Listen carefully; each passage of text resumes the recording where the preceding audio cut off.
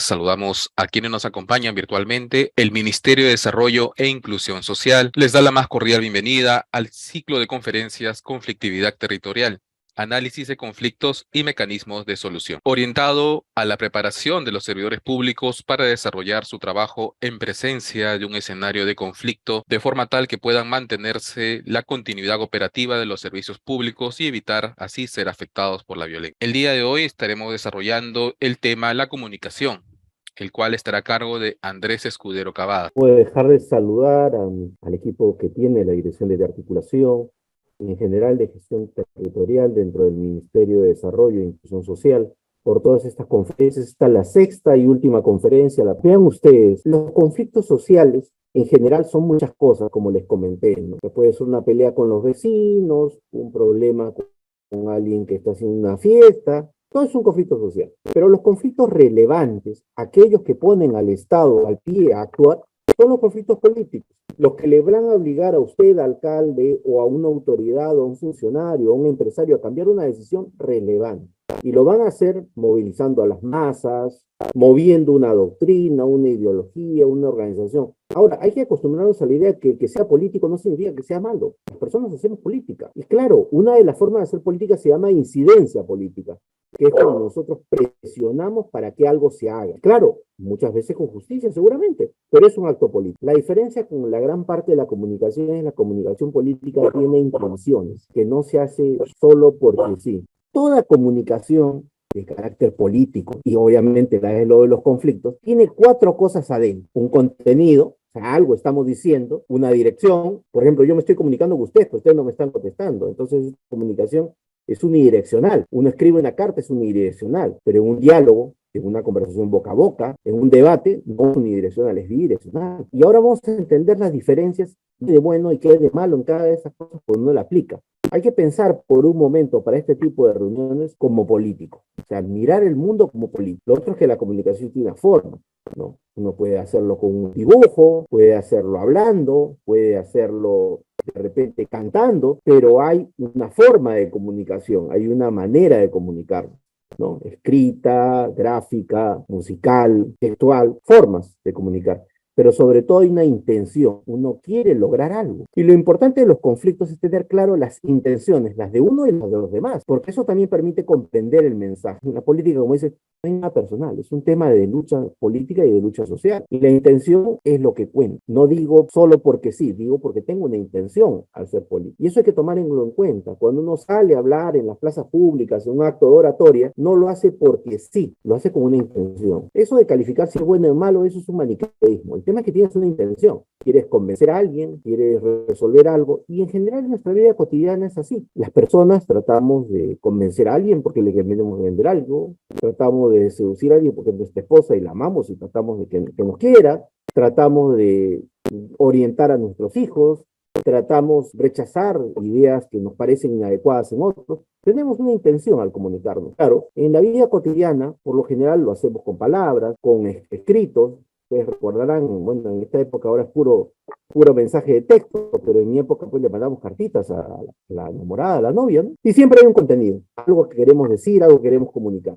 Entonces, son los cuatro puntos lógicos de la comunicación. Ahora veamos, quiero comentarles algo. Detrás de toda la comunicación hay muchísimas teorías, pero vamos a tocar unas cuantas para que las vean, y en las aparatas las van a encontrar con la referencia bibliográfica específica. Vean ustedes, en los años 30, un señor Turstone dijo que la gente nos vectorizamos. Escribió un libro que se dice en inglés de Vector Hint, Análisis Multivectorial de la Medición de Actitudes. Este libro, ¿qué hace? Dice, mire, las personas estamos en un grupo y nos orientamos igual que el grupo. Y es que es lógico. Si, por ejemplo, como ustedes, como yo, hubieran nacido en el Callao, se orientarían por el Sport Boys. Y luego de haber vivido en Breña, como yo, también se orientarían por la U. Pero no sería su misma intención si ustedes hubieran nacido en otro lugar. Si hubieran nacido en Arequipa, probablemente se orientarían por el Melgar. Si hubieran nacido en La Victoria, se orientarían por la Alianza. Bueno, nos vectorizamos, nos orientamos con nuestro grupo. ¿Pero por qué? Por algo que Summers, otro autor, escribe con mucha claridad, que dice, las personas creemos cosas, tenemos emociones y disposiciones a actuar. Y ahí viene la construcción de algo que se llama actitud. Por ejemplo, ¿no? Te agarra y sube a la combi y se da cuenta que el que maneja la combi es un loco, un malcriado, entonces desarrolla la creencia de que los que manejan combi son malas personas, tipos abusivos, malcriados, majaderos, y cada vez que lo ve frenar en seco frente a alguien, pasarse de largo, hacer que la gente salte, se fastidia, se molesta, me da cólera, desarrollan emoción y luego están dispuestos a actuar, pues le gritan, le llaman la atención, oye, usted avance, a esto. Bueno, eso se llama actitud. Pero esa misma actitud también se genera con las empresas grandes. Yo no voy a decir cuál, pero me acuerdo hace muchos años en una empresa minera, gente agarraba y decía, oye, los mineros van y cierran bares, botan a los paisanos, hacen fiestas de matrimonio y no dejan entrar a nadie. ¿Cuándo hemos hecho eso los paisanos? Claro, desarrollan la creencia de que son gente que rechaza al vecino, que no quiere al paisano y una emoción de malestar, de fastidio, de cólera, de odio. Entonces, claro, eso se crea. Y los conflictos a veces están fundados en emociones. La gente se amarga y hay gente que se lo ha ganado porque realmente se ha peleado con todo su vecindario. Ustedes se imaginan, ¿no? Se comienza a mentarse la madre con todos sus vecinos, buscarse con todo el mundo, tratar a todo el mundo mal, ¿qué cosa quiere? Entonces, en la comunicación se aprovechan estos hechos y también se fortalecen estos hechos. Esta empresa es abusiva, esta empresa es malcriada, esta empresa se pasa de la raya, lógico, también las emociones que expresas hacia ellos se van a volver negativas y tu disposición a actuar va a ser la peor. Entonces, en la comunicación existe la construcción de creencias y actitudes. Por ejemplo, una entidad pública, ¿qué trata de hacer? Trata de sembrar creencias correctas. Entonces, cuando el Ministerio de Salud te dice, lávate las manos, tapa los alimentos, lleva a tus hijos al control de niños sanos, ¿qué te está dando? Te está dando junto con eso un montón de conocimientos, de creencias importantes. Te está haciendo creer, lo cual es cierto, que lavarse las manos, cuidar la comida, dar a los niños a la atención, es importante, que la higiene es importante. Y lógico, bien una entidad como el Ministerio de Salud te muestra cosas, ¿no? Que te generan emociones, ¿no? Entonces, ¿por qué? Porque obviamente uno siente miedo, una emoción siente miedo de la pandemia, siente miedo de enfermar. Cuando uno quiere transferir cosas, lo hace de esa manera. Yo me acuerdo hace muchos años, cuando estaba en la gerencia del Oriente, me encargaron la gerencia general, y las señoritas que enseñaban la parte de práctica de uso del material de protección, invitaron a los hijos y esposas a las capacitaciones para que entendieran el peligro que significaba no llevar los elementos de protección en la atención de las emergencias eléctricas y del trabajo diario con los transformadores, con las líneas de alta tensión, de media, de baja tensión. ¿Por qué? Porque les crearon creencias, pero también emociones. Al ver la situación, se daban cuenta del peligro y el esfuerzo que hacía el esposo, el padre, para hacer un trabajo a veces tan peligroso como es el trabajo eléctrico, donde un error puede ser el último error. Cuando uno comunica, utiliza muchos elementos, tanto para el prestigio de uno como para el prestigio de otro o el desprestigio de otro. Y también se usa para captar adeptos. Si usted crea un partido político y da la creencia que nosotros que estamos en este partido político somos lo máximo, somos gente pura y sana, claro, esa creencia sumada a las emociones de que somos gente caritativa, vivosa, buena gente y todo, de repente lo dispone a usted a acercarse a nuestro partido. Bueno, en la política y en la vida cotidiana, cuando se comunica, se usan estas tres cosas. Sembrar creencias, construir emociones y lograr disposiciones actuales. Es decir, la decisión de hacer algo. Eso es en todo. O sea que usted maneje una universidad o una iglesia, sea que usted esté a cargo de una empresa minera o de una entidad del Estado, la comunicación efectiva, importante, útil, fuerte, política, que sirve para prevenir o para causar conflictos, contiene creencias, emociones y disposiciones actuales. Disposiciones actuales, hagamos esto, hagamos lo otro, ¿por qué no hacemos esto? ¿Por qué no hacemos lo otro? Pero eso, piénselo, usted no tiene disposición actual si no tiene la creencia y la emoción correcta, ¿no le parece? Yo le digo a usted, oye, vamos a cuidar el bosque que acabamos de sembrar. ¿Y por qué? ¿Y para qué? ¿Y por qué? Claro, cuando usted tiene la creencia que ese bosque no solo le va a producir agua, sino hongos, llegada de turistas, sus animales van a pastar ahí, su tierra no se va a erosionar, y se da cuenta de eso no por usted, sino porque ve al vecino, ve a la comunidad del costado que ese bosque le funciona, desarrolla la creencia y luego le va a emocionar tener su bosque, desarrollar su lugar. Bueno, en la vida así se construyen las cosas, se construyen así. Por eso se usan las pasantías en el sector de agricultura, ¿no? Porque contarles una cosa, porque usted lo ve y dice, no, ni hablar, esto me conviene hacerlo a mí. Bueno, eso es un elemento central de la comunicación. Creencia, emoción y disposición a actuar, que es lo que vectoriza a la gente. Es decir, en forma real, lo que usted lo orienta a hacer algo. Ahora veamos, ¿qué forma puede tener la comunicación? La primera, obviamente, es la oral unidimensional, para decirlo así muy técnicamente, que significa que es hablar. Hablar, decir en un discurso, en una disertación, en una conferencia. Claro, la oral unidimensional tiene un problema. La persona tiene que sacar la conclusión en su cabeza. Créanme, el que usted diga que algo es así no significa que la gente lo crea. La gente lo interpreta. Usted puede, con usos de oratoria, incrementar la intensidad, darle un lenguaje adecuado, llevarlo de una manera calmada a la idea, explicar moderadamente. Pero eso, de todas maneras, pasa por la interpretación de la persona o la cointerpretación. ¿A qué me refiero con una cointerpretación? Por ejemplo, cuando usted agarra y explica algo o ve un comercial, por ejemplo, un comercial le dicen a usted una cosa, pero ese comercial va a ser interceptado por la idea de otro. Entonces, por ejemplo, cuando se va a generar un conflicto, se va a construir un grupo para enfrentar algo, la interpretación del otro es muy importante, porque usted lo comenta. En los hechos, que no son hechos privados, sino hechos muy públicos, se tiende a coordinar con mucha gente. Por ejemplo, vamos a suponer que a usted le quieren vender una nueva pasta dental. Puede que ni siquiera lo convence con nadie. Usted ve el comercial y bueno, se hace la idea. Y no se va a salir a conversar con media ciudad a ver sobre si esa pasta dental será buena. Pero cuando usted le dice, oiga señor, es necesario que luchemos para que se amplíe el puente porque esa carretera no sirve. Va a tener que conversar con otros transportistas, gente que como usted comercia. Cuando usted le diga, mire, es necesario hacerle el afianzamiento hídrico. Por ejemplo, ahorita, ¿no? Cuando decimos, hay ciudades que no tienen agua y el afianzamiento hídrico y el uso del agua de los trasvases y la gestión del agua, ¿dónde está? Usted eso no lo va a conversar solamente con su pareja.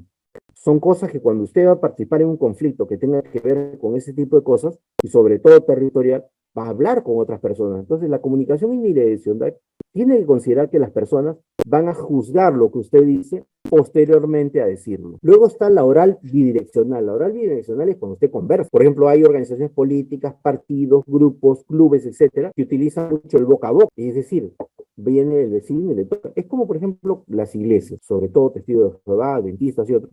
Desarrollan un trabajo muy interesante donde tocan la puerta y no solo le explican, sino conversan. ¿Por qué? Porque la conversación oral bidireccional tiene una característica, perfecciona lo dicho, lo mejora. ¿Qué significa que lo mejora? Que lo adapta a la idea de la persona. Es muy utilizado en ventas directas, es muy utilizado en religiones, en partidos políticos y también en la agitación política. Dialoga, es un instrumento muy bonito. Entonces, cuando nosotros la aplicamos, tenemos que considerar esta forma, comunicación, la bidireccional, es una forma que requiere prepararse para el diálogo directo. Pero no solo hay la bidireccional, que es del boca a boca, hay el diálogo, el debate público, el debate entre dos partes. Cuando estamos en una mesa de diálogo, estamos en comunicación oral bidireccional, va de ida y vuelta. Claro, en esta es muy importante recordar las reglas que les planteé al principio.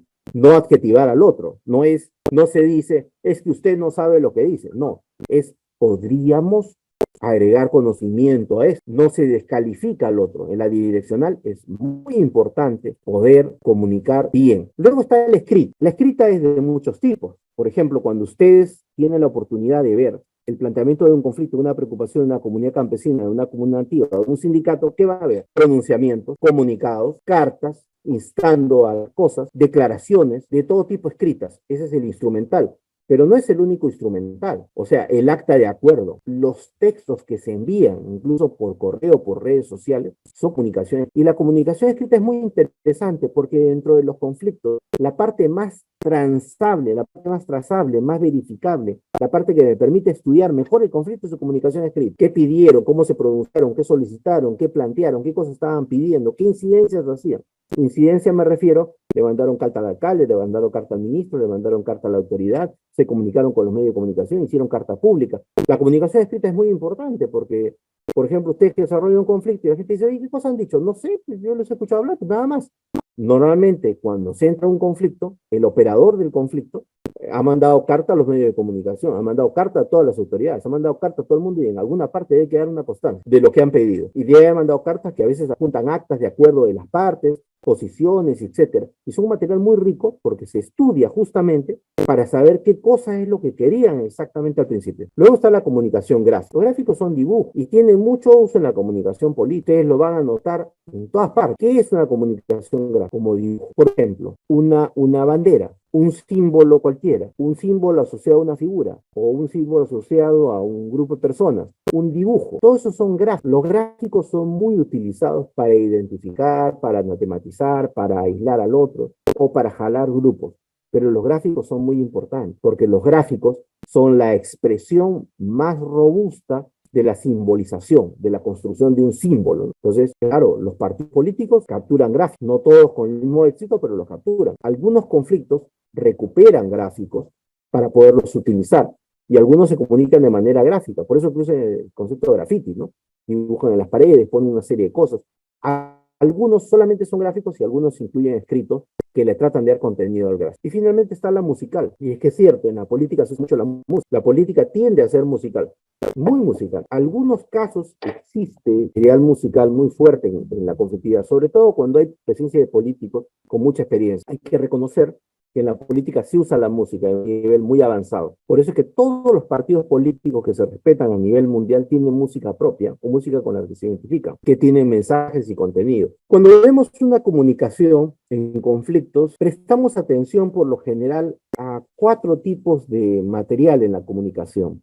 De cualquier tipo, sea oral, escrita, gráfica o musical, analizamos 4 cosas. Cuando se quiere justificar la violencia, cuando se quiere modificar un símbolo, cuando se quiere crear esperanza y cuando se quiere atemorizar. Eso es algo que me gustaría explicarles con cuidado para que lo entendieran. Por ejemplo, cuando se comienza a responsabilizar de todo lo que pasa a alguien, sea que eso sea verdad o no, por ejemplo, la muerte de las personas, la muerte de los animales, la pérdida del agua, las cosas, se comienza a dar bases para la violencia. ¿Por qué? Porque al justificar justificar la violencia se logra de una manera muy convirtiendo a la contraparte de rival en enemigo. El enemigo es el que te quiere hacer daño, que te quiere destruir. Y sucede mucho en la violencia, sucede mucho. Si ustedes observan, por ejemplo, la guerra de Ucrania que se está realizando ahorita, se van a dar cuenta que inicialmente Rusia quería tomarlo sin mayor daño. Rusia trató de tomarlo retirando al ejército y a la fuerza del Estado ucraniano, pero quedarse con el apoyo de la población. Pero ahora que los está bombardeando, no va a conseguir ese apoyo, porque ya cuando te cayó una bomba en la cabeza, ya el otro es tu enemigo.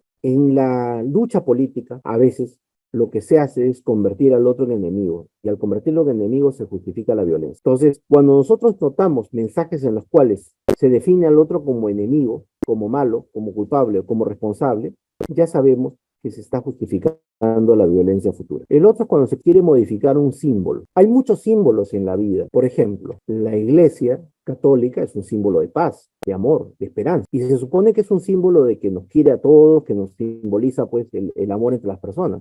Eso es lo que simboliza para muchos. Pero ¿qué pasa cuando un grupo de personas organiza una marcha en la puerta de una iglesia, la pinta y la quema, como ha pasado en Chile? ¿Qué es lo que se trata? Tratan de cambiar el valor de ese símbolo de belleza, de amor y de amistad por otro símbolo, que es el símbolo de intolerancia y otras cosas. Sea eso correcto o no, eso es un cambio de símbolo, eso es una modificación simbólica. Nosotros en el Perú tenemos construcciones simbólicas muy fuertes. Por ejemplo, cuando uno observa el escudo de Huancayo, y ve los símbolos del escudo, como las 5 flechas que apuntan al imperio incaico, el peto o la torre en Campo Verde, sabemos que ahí se ha construido un símbolo de que el imperio de los huancas peleó de la mano del imperio español. Pero claro, los huancas eran enemigos de los incas, eso era obvio, ¿no? Igual que los chancas. Pero hay construcciones simbólicas ahí. Entonces, cuando nosotros trabajamos construcciones simbólicas, nos vamos a construcciones simbólicas, nos vamos a encontrar siempre con la posibilidad de que haya construcción y cambio de símbolo. También lo hay en las empresas mineras. Hay empresas mineras que simbolizan el apoyo, yo te apoyo, yo te quiero, yo te aprecio, y de pronto lo cambian. Y una empresa, una entidad o institución debe darse cuenta del cambio simbólico. A veces hay instituciones que simbolizan muchas cosas buenas y de pronto comienzan a sembrarlas, cambian su valor simbólico y simbolizan otra cosa, corrupción, abandono, maldad, etcétera. Por eso es muy importante el valor simbólico, muy importante.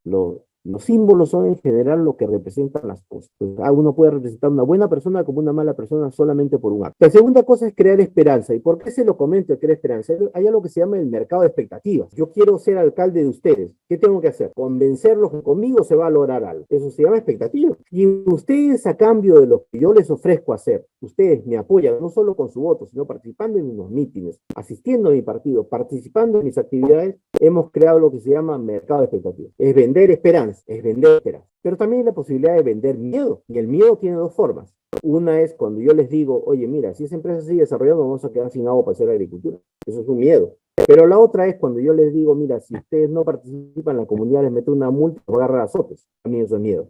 Bueno, les quiero comentar, y está también en la separación, un señor Monique Moïse, francés, que fue director del Instituto de Ciencia Política de París, escribió un libro que se llama La geopolítica de las emociones, y dice que a nosotros se nos maneja con el miedo en Occidente, en cambio, en Asia con la esperanza y en el Medio Oriente con la vergüenza. Lo que dice concretamente es que las cosas se mueven por miedo, y claro, es cierto, pues, ustedes saben que los países compran armas por miedo, toman una serie de decisiones por miedo.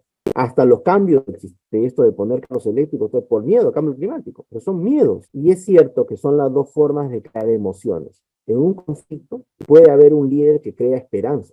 Dice, si todos trabajan conmigo, vamos a hablar de esto, pero también puede crear miedo, temor. Estas cuatro modalidades son modalidades con las cuales se logra controlar a la población en la comunicación, justificando no la violencia, que eso significa caminar hacia la violencia y dar espacio a lo más violento, modificando los símbolos y cambiando el valor simbólico de las instituciones, las cosas, los objetos o lo que hay, creando esperanza, que es mercado de expectativas, y atemorizando, que es una forma de control.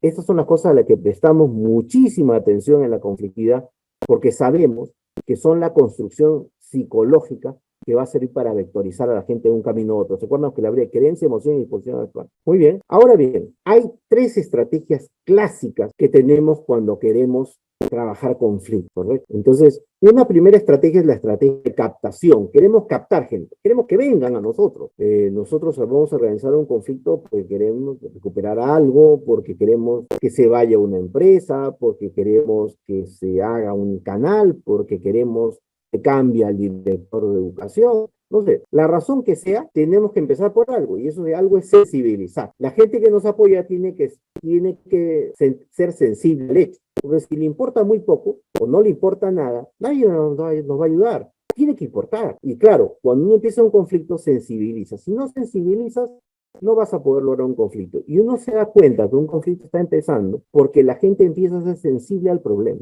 Si, por ejemplo, los padres de familia, los profesores y los alumnos son sensibles a la conducta del director, son sensibles en que les fastidia, se los puede convencer que el director es una mala persona, el director del colegio, y se puede generar el temor de que él finalmente trate de afectar a los alumnos. Y luego, claro, la gente de los padres de familia incorporan adeptos que están en contra, con firmas contra el director, y se los activa. En movilizaciones, en marcha, finalmente se saca el director.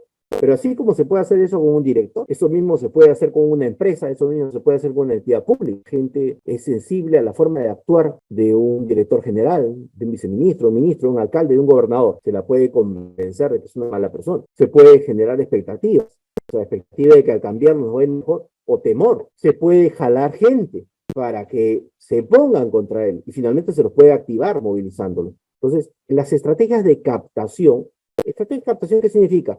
Jalar gente, reunir gente alrededor de algo. Se empieza por la sensibilización. Si no sensibilizaste a nadie, si nadie está sensibilizado, realmente uno pierde el tiempo, porque a mí me puede convencer de algo que no me importa, bueno, ¿y qué con que sea así, no? No me importa, pero cuando me sensibilizo, no. Las empresas grandes, por ejemplo, las mineras que han tenido problemas, el primer problema que han tenido ha sido de sensibilización. La gente se ha vuelto sensible. Uno tiene que tener mucho cuidado con lo que hace. Entonces, claro, las empresas grandes hoy en día se dan mucha cuenta de lo que es sensibilizar y no dejan que se sensibilice en su contra. Usted se pone a pensar qué pasa, por ejemplo, cuando la autoridad, el alcalde o el gerente de la compañía está borracho por ahí fastidiando a la chica, molestando a la gente, aparecen bares en conductas incorrectas, consta un tipo majadero. Ya después eso lo que diga él va por un tubo. Perfectamente la gente lo va a aceptar. ¿Por qué? Porque ya está sensibilizada. Tú dices, oye, el alcalde es un borracho, lo vemos por ahí fastidiando a las muchachas, lo hemos visto fastidiando a la esposa de fulano, esto, lo otro,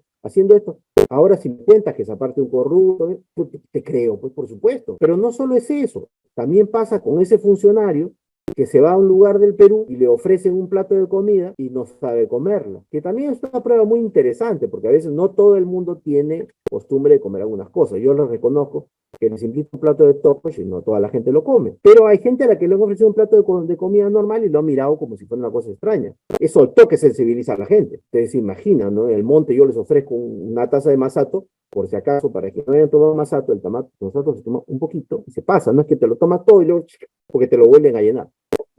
Ya, pero si tú agarras, lo desprecias y lo miras con una cara de asco, sensibilizaste a toda la gente. Después lo que digan de ti, van a decir cualquier cosa. Y así pasa en todo. Hay hechos muy claros de sensibilización que a veces no nos damos cuenta. Cuando uno no es solidario, cuando la autoridad no escucha a las personas, sensibiliza en su contra a todos. Y luego resulta muy fácil convencer a todos que es un ogro, aun cuando no es social.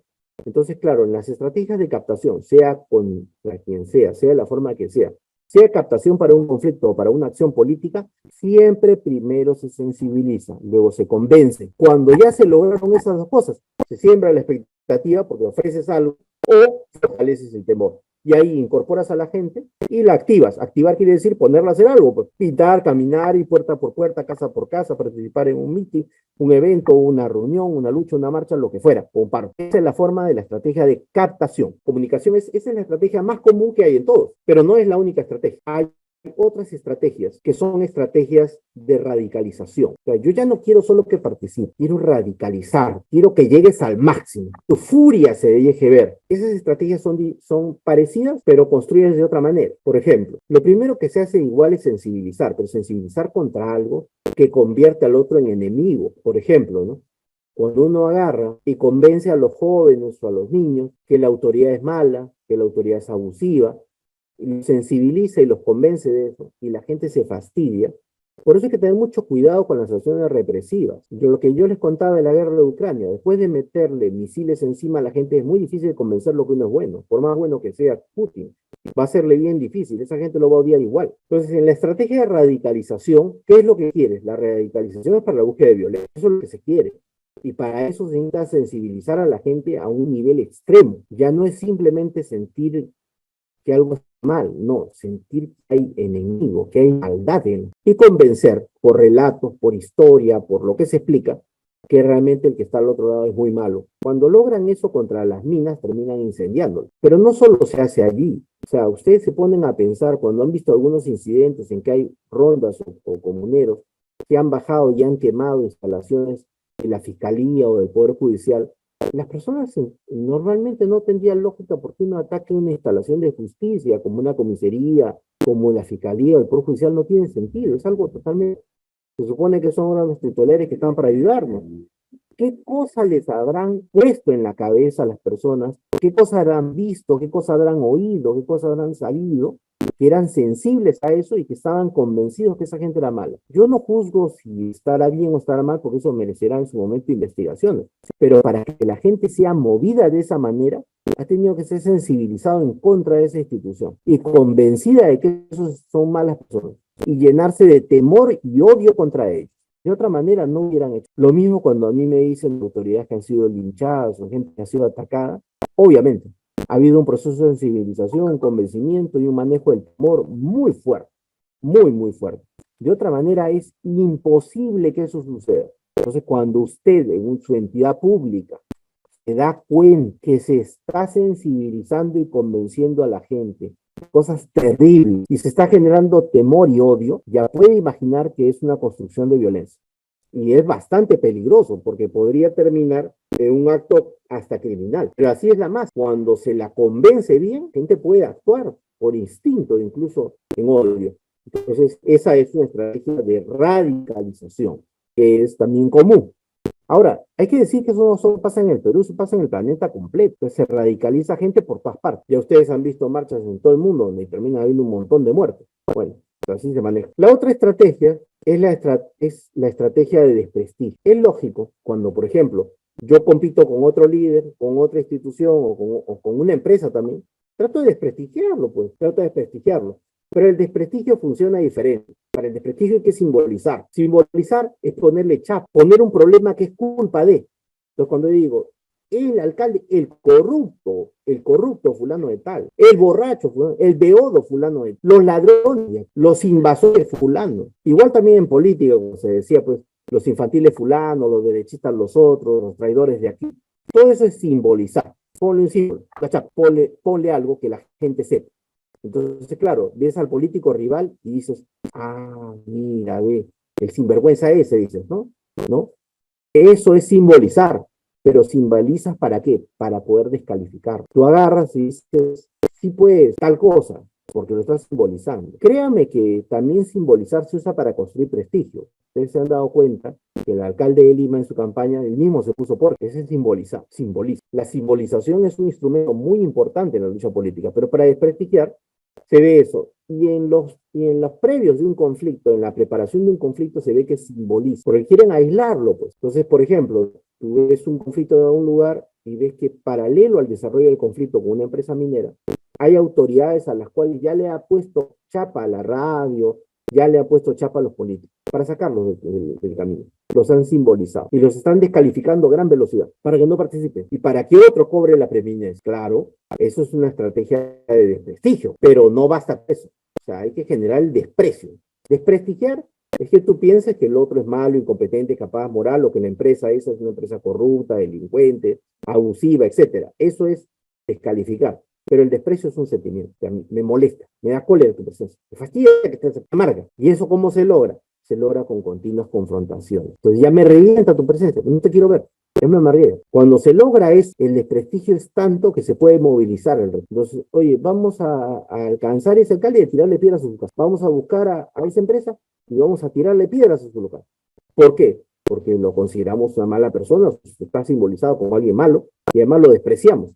Nos revienta, nos fastidia, nos molesta. Entonces, claro, cuando logras esa estrategia de desprestigio en la comunicación, ya destruiste al otro, ya lo pusiste contra la... Yo quiero contarles, estamos entrando en un mundo que es gigantesco, donde hay teoría un montón. Lamentablemente, gran parte de lo que se ha escrito en el mundo no se ha escrito en castellano, obviamente, ¿no? Se escribe en otros idiomas, especialmente en inglés. Hay un autor muy interesante que es un gran lingüista de los Estados Unidos, Lavoe, que dentro de las corrientes de sociología se incluyen el interaccionismo simbólico, que ha escrito muchos libros muy bonitos. Entre eso él escribió el Atlas de los Estados Unidos, el Atlas lingüístico de los Estados Unidos, un libro que la última vez que lo encontré en Amazon valía $1.500. Es el Atlas lingüístico de Estados Unidos, una preciosidad. Pero tiene un libro poco conocido, en inglés no le conozco una versión traducida, que se llama El insulto ritual, que demuestra cómo se puede destruir, descalificar, simbolizar a alguien y todo, insultándolo. Porque claro, ustedes se han dado cuenta que en barrios maleados, entre grupos medio de malandrines, entre grupos también medio pícaros, un insulto o un adjetivo que podría ser considerado descalificante o incluso soez puede levantar a una persona, ¿no? Cuando alguien le dice entre la casa del otro es una rata, no lo está descalificando, lo está levantando, ¿no? Pero ¿qué pasa cuando uno insulta? Cuando uno insulta, inteligentemente puede a una persona simbolizarla, aislarla, bloquearla. Y por eso también uno ve ya a nivel de plaza pública, a nivel de discusiones o debates personales, que se utiliza el insulto inteligentemente para rebajar a otro. Es un método vil, sumamente vil, pero es un método muy eficaz que puede pasar y que se nota en los momentos más radicales y que hay que tomar en cuenta. ¿Y por qué hay que tomarlo en cuenta? Porque algunos grupos sociales, cuando se presenta un conflicto, se muestran airados y a veces groseros, pero no es nada personal. Y como algo personal, cuando es un negociador, se equivoca y se confunde. En muchos lugares donde he ido a negociar, veía a los dirigentes lanzar los expedientes sobre la mesa, decir, ¿qué se cree? Y esto que el otro, y decirte 50.000 objetivos. Pero es un gaje del oficio. No necesariamente están queriendo descalificar, sino que en esa asamblea ellos están haciendo otra jugada de comunicación que se llama marcar posición. Yo a esa gente que me ha dicho así, he ido a su matrimonio, a sus amigos, pasado con ellos, salido con ellos, paseado con ellos, lo he recibido por mi casa y por todos lados. Pero en un conflicto, esa gente no necesariamente está queriendo descalificar. Es una estrategia de comunicación que no puede sacar, pero común en los diálogos, que es marcar posición. Después es tu amigo, pero en este diálogo tiene que verse que odio a muerte. Entonces chanco la mesa, me amargo, grito, me paro, me levanto, me voy, ¿sabes qué? No quiero hablar contigo, me largo, ¿cómo me ocurre haber aparecido? Es una persona despreciable, más no poder. Pero esa misma gente pues te da la mano, te abraza, incluso sale a tomar contigo. Pero es una estrategia. Eso van a ver en dirigentes sindicales, dirigentes de comunidades, líderes. Cuando ustedes tengan la oportunidad de ver un proceso de diálogo, van a ver que dirigentes que son unos actores fabulosos. Y claro, quedarse es equivocado. Yo me acuerdo hace unos años, un asesor presidencial, creo fue, vio ese teatro y le contestó de manera muy grosera a los dirigentes. Y lo que hicieron fue botarlo de la reunión. Porque esos son gajes y oficios de las reuniones. No son necesariamente parte de la estrategia de destrucción o de demolición. Son parte del diálogo, donde yo marco posición. Eso sí es muy importante entender. Cuando uno debate, y esos son los juegos de la oratoria, los juegos del manejo del insulto, los juegos del manejo de la posición, cosas que tardaríamos horas o días en explicar, pues es un área muy bonita de la oratoria, donde el dirigente se planta. Porque claro, ustedes pónganse en la situación de un dirigente, ustedes se imaginan, ¿no? Viene la autoridad del Lima y usted, oh, yo que te amo, que te quiero tanto, que te... Por lo general no es así, pues. Les he estado diciendo a la gente que este es un tipo malo, despreciable y todo, y todavía lo vas a hacer, ¿no? No puedes, o sea, deja marcar tu posición, mostrarte rudo, y eso se nota. Pero no necesariamente significa que esa persona que te está diciendo eso realmente te odie o que realmente le caiga mal. Si lo tomas muy personal, y eso quiero decirle para los que entran en el tema de conflicto, no tomen muy a lo personal los conflictos. Esto es una actividad política y ustedes pueden ver en el Congreso de la República, en el gobierno, en lo que sea, que sujetos que en la televisión se insultan a la espalda están tomando juntos, saliendo a comer, son recontra amigos.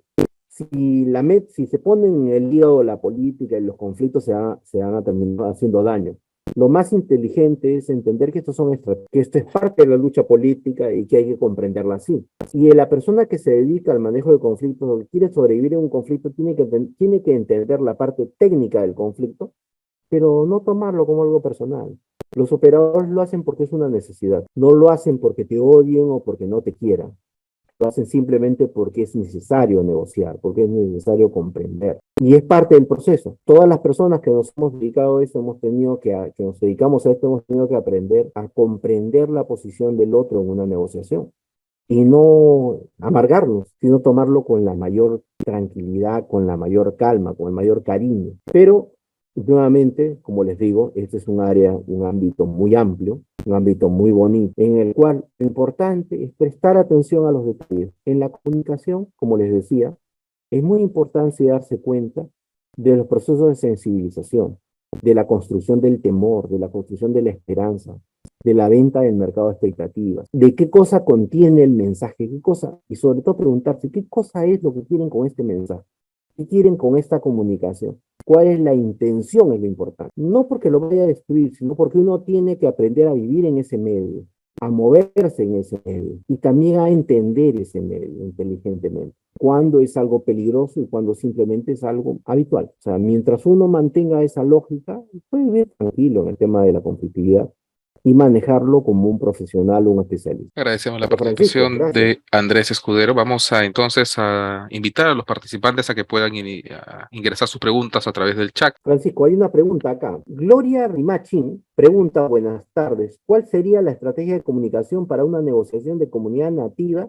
de diferentes etnias, teniendo entendido que años atrás el Estado no cumple los acuerdos o demora demasiado? Bueno, acá en realidad hay dos preguntas, no una, ¿no? O sea, ¿cuál sería la estrategia de negociación con varias etnias y teniendo en cuenta que el Estado demora demasiado? A ver, vamos por partes. Esta pregunta requiere ser analizada por trocitos. ¿Por qué? Primero que nada, porque estamos hablando de un programa de conflicto territorial. Las etnias pueden ser varias, pero para ser problema territorial comparten algo, un territorio.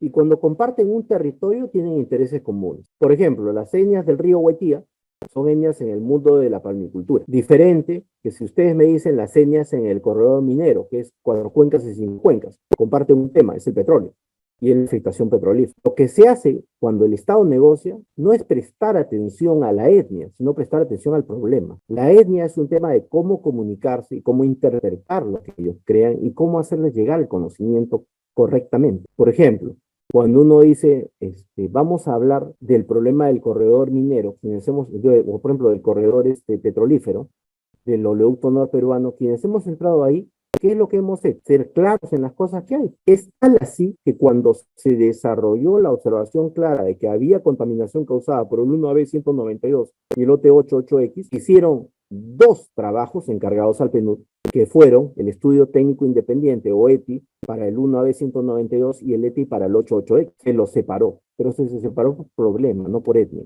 Porque si ustedes analizan, por ejemplo, el 88X, van a notar que hay diferentes etnias, igual en el 192 hay diferentes etnias, pero comparten un problema. Entonces, no se hace por etnia, se hace por problema. Porque al final, el tema de que sea etnia es un tema de cómo comunicarse con ellos, cómo respetar su interpretación de la realidad y su visión. Ahora, es diferente, si es que más que hablar de etnias, porque aquí hay todo un tema de discusión. A veces podemos hablar de culturas más que de etnias. Fíjense ustedes, por ejemplo, en el corredor minero sur, si bien todos son quechuas, no todos comparten la misma historia. Ya cuando hablamos con precisión, los pobladores de Chalhuahuat no se adjudican el mismo origen que los pobladores de Velille o Colquemarca. Tienen orígenes distintos desde antes del Imperio Incaico y autopercepciones distintas. Entonces, si bien comparten un problema, cada uno de ellos tiene sus autopercepciones diferentes. Entonces, es cierto que hay que darle su lugar, porque ahí sí existe diferencias. Incluso muchas veces ellos no comparten algunas cosas, ¿no? Igual pasa cuando nosotros tratamos de negociar en mesas con Cusco, Puno y Arequipa. En algunas cosas pueden coincidir, pero en algunas cosas difieren. Entonces, aquí ya no es solo un tema de etnia, es un tema de pasado, de historia. En el Perú existen grupos que tienen historias diferentes y propósitos diferentes. Entonces, no es solo etnia, es todo el tema cultural. O sea, hay que darle el espacio cultural que se requiere. Por eso la estrategia que se utiliza es: toma el problema como trazador de lo que se quiere resolver, pero reconoce los espacios culturales y respétalos. De otra manera, un grupo u otro se va a molestar. O sea, no le puedes pedir a alguien de Colquemarca que hable por alguien de Belita. Lo correcto es escucharlos a los dos. Y también así pasa con el de Chaguacho y así va a pasarte con el de Pinar. Tienes que escucharlo a cada uno. Y esa es la forma que yo considero correcta. Por lo menos es lo que a mí me parece lo más correcto. Lo que me parece, ¿no? A ver, tenemos algunas preguntas más. Dice: en una negociación, ¿puede en uno de los acuerdos obligar al Congreso de la República a dar una ley? No puede. ¿Por qué? Porque un funcionario no puede firmar lo que no tiene competencia. A ver, vamos a suponer que usted es el ministro de Agricultura.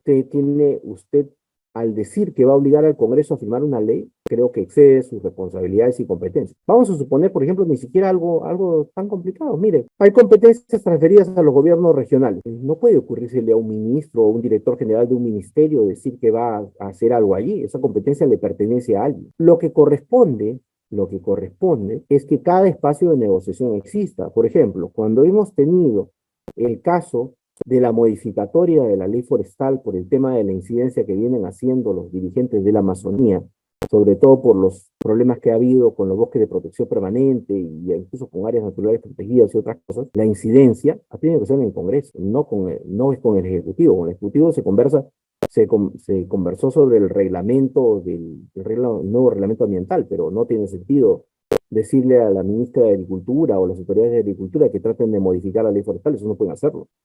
Eso no está permitido, entonces no se puede. O sea, en toda negociación, el que negocia tiene que basarse en sus competencias. Si es el Ministerio de Salud, si es el Ministerio de Educación, si es el Ministerio de Agricultura, el Ministerio de Energía y Minas, ese ministerio es competente para algo. Cuando hay varios ministerios, firmará cada uno de acuerdo a su competencia, porque si no es un compromiso vago. Y si el tema es el Congreso de la República, obviamente hay que hacer incidencia en el Congreso, ¿no? Ahora dice: ¿cómo podemos definir el símbolo en el contexto de un conflicto social? ¿Y cómo identificar y clasificamos los símbolos en el contexto de la violencia? Qué interesante, ¿no? Estamos entrando en teoría de la comunicación, símbolos. Fíjense esto que pregunta Hugo Beni Helguera, ¿no? Acaba de preguntar sobre conflictos. Esta de acá: ¿cómo podemos definir el símbolo en el contexto del conflicto social? ¿Y cómo identificarlos, clasificar los símbolos en el contexto de la violencia? Muy bien. Para empezar, vamos a tener que entrar en fondo. ¿Qué cosa es un símbolo? Miren ustedes, cuando ustedes ven una figurita que es el número 5, lo que están viendo es un signo, un objeto. El símbolo es el contenido de algo. Todas las cosas tienen contenido. ¿Qué significa que tienen contenido? Que les damos una carga. Por ejemplo, cuando nosotros decimos, por ejemplo, guatia, esa es una palabra que significa que es una comida, pero el contenido no es el mismo en Lima que en Puno. No se están refiriendo a lo mismo, no es la misma cosa. En un conflicto es igual. ¿Cómo te das cuenta de los símbolos? Porque normalmente dentro de la comunicación en un poblado, en un lugar, las cosas han significado algo. Entonces, por ejemplo, ¿no? Tú llegas a un pueblo de la sierra y bueno, el cura es una buena persona y la iglesia representa un sitio de gente amable y linda y buena. El alcalde es un señor al que todos respetamos y queremos.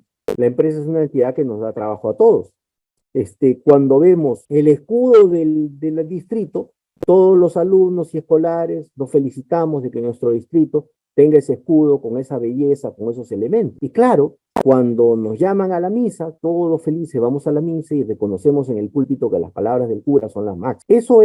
Eso tiende a cambiar en un conflicto. Entonces resulta que en un conflicto va a comenzar a cambiar cosas. El dirigente que era una buena persona lo terminan convirtiendo en otra cosa. La iglesia que era buena puede convertirse en otra cosa. Yo les comento, por ejemplo, juegos simbólicos, ¿no? En el caso de Tía María, yo me entrevisté con unos jóvenes que eran parte del equipo de la iglesia, me parece, de Deán Valdivia, muchachos jóvenes, que eran catequistas de la iglesia, que me contaron cómo los espartanos trataron de impedir que ellos arreglaran la iglesia. Y ellos se enfrentaron a golpes a los espartanos, lograron ganarlo. Pero la idea era la iglesia que ellos tenían, que representaba a una visión justa y buena, no fuera anatematizada por estos sujetos y la defendieron. Pero no siempre es así. Entonces, la comisaría, la señora que vende comida, es calificada a veces de acuerdo con su posición frente al conflicto. Ahí te vas dando cuenta que se está construyendo la violencia, porque el que no está de acuerdo con tu posición de violencia, con la posición de violencia de alguien, termina siendo anatematizado. Es cambiada su significación.